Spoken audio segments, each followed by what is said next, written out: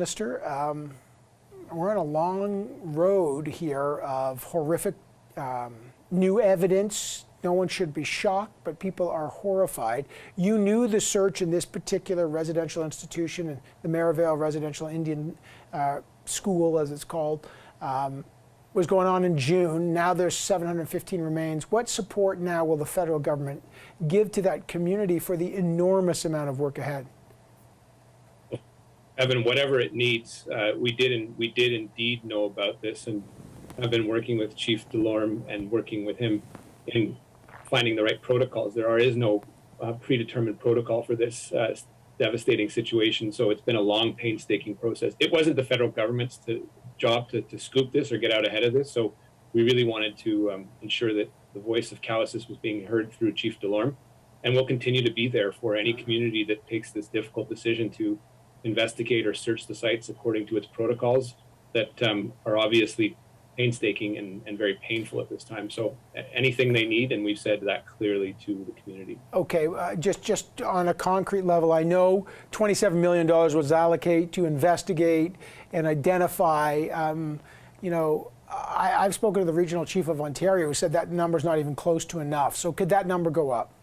Well, it isn't enough, Evan. It's the initial amount that was budgeted, as you know, in 2019 and is getting out now. There are many other supports that we will be there, financial and otherwise mental health supports. If Kamloops is any experience, it really needs help from, it could be the national defense, transport and closing down airspace, depending how the situation evolves, or expertise that the federal government can bring to bear. But it isn't our job to be the face of this, but really to support those communities in that longer term decision-making process. I had a discussion with a community on the West Coast in Newchalmouth, part of the Newchalmouth Tribal Council, that wants the destruction of one remaining building, and will absolutely be there for them. But again, this is a process that does vary from community to community, and obviously it will take some time. Minister, how many other communities right now are doing deep ground radar searches as we speak?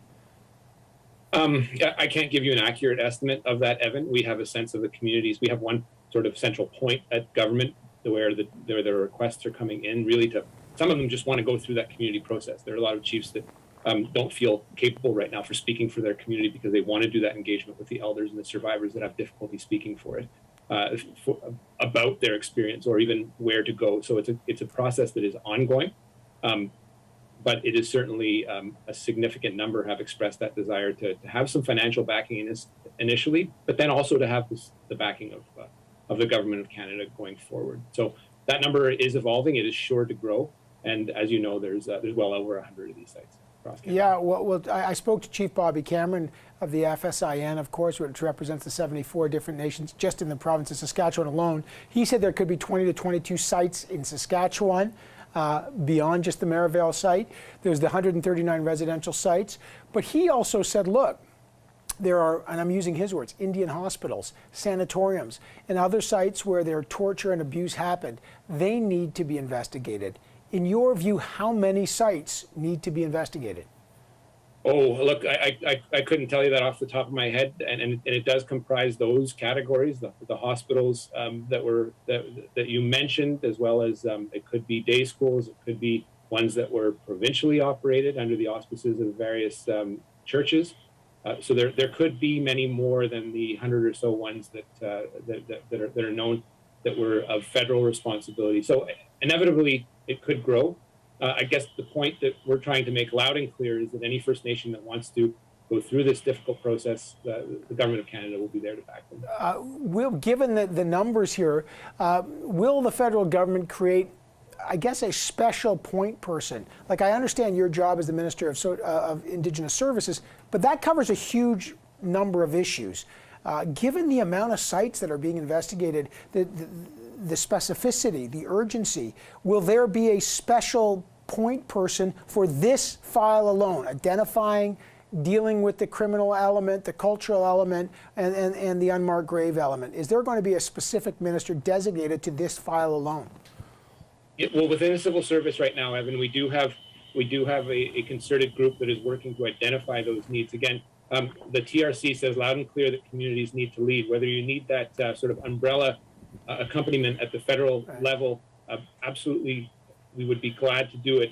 It's a difficult tasked to ask essentially the entity responsible for a lot of these atrocities, the federal government accompanying the churches, to investigate the crime.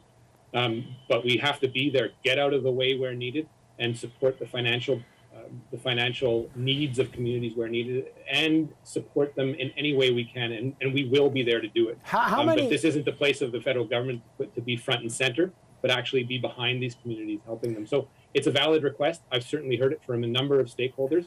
It isn't unanimous, and that consensus building will take time. But we'll figure it out. We'll figure it out respecting the wishes of every individual. Minister, what's the working estimation of the number of kids that may, because I know Nigun St. Clair, who's the professor in Manitoba and the son of Justice St. Clair, who oversaw the TRC, was saying on CTV yesterday between 20 and 25,000 kids could be in unmarked graves. Well, if you look at the TRC's work, which was exhaustive but far from complete, identified about 3,000, but it could easily double.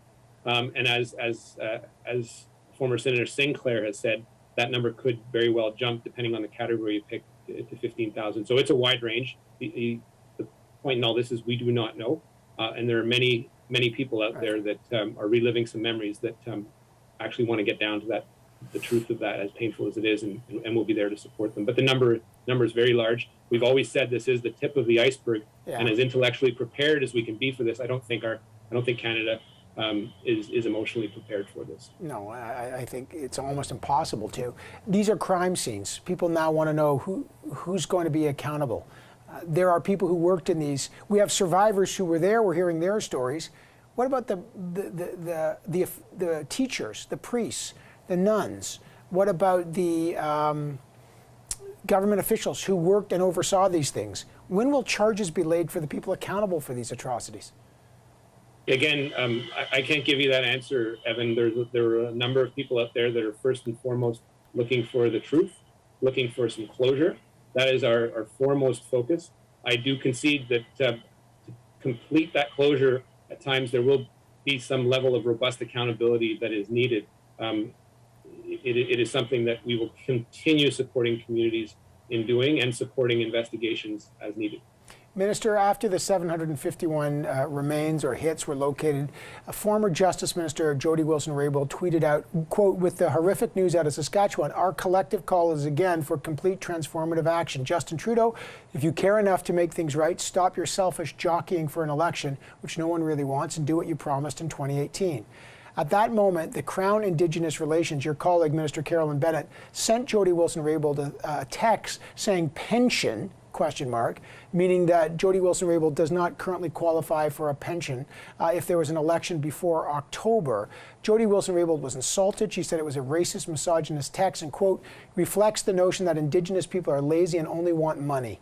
Do you stand by what Minister Bennett texted Jody Wilson-Raybould on a day like today? Well, she should absolutely never have said that, and she has acknowledged as much, Evan. Those are two people that I have immense respect for in Jody Wilson-Raybould, former Minister of Justice and Attorney General, and Dr. Bennett. I know there was a troubled interpersonal relationship that they had. I was not part of that cabinet, so I do not know as much detail as people might think I do, but that is something that is between them. I know Minister Bennett's decades-long dedication to reconciliation. I know she is mortified by having texted that to Jody Wilson-Raybould and regrets it bitterly. But I will leave it at that out of respect for the two individuals involved. Although it's not, unfortunately, it's not just between them now. Is that apology enough, or does it hurt your government's ability to work with communities when you have a senior minister tweeting out things or texting things like pension? You know, I think it out of respect for Dr. Bennett and the work that she's done, I think we owe it to her to let her speak for herself. But obviously, these words are hurtful, and as you know, Minister Bennett does regret that quite bitterly right now. All right, I got to leave it there. Minister Mark Miller, a deeply profound day, a disturbing day, and a day not just for reflection, but again, re-engaging the urgency for real action here. I appreciate your time. Thank you, Minister. Thank you, Evan.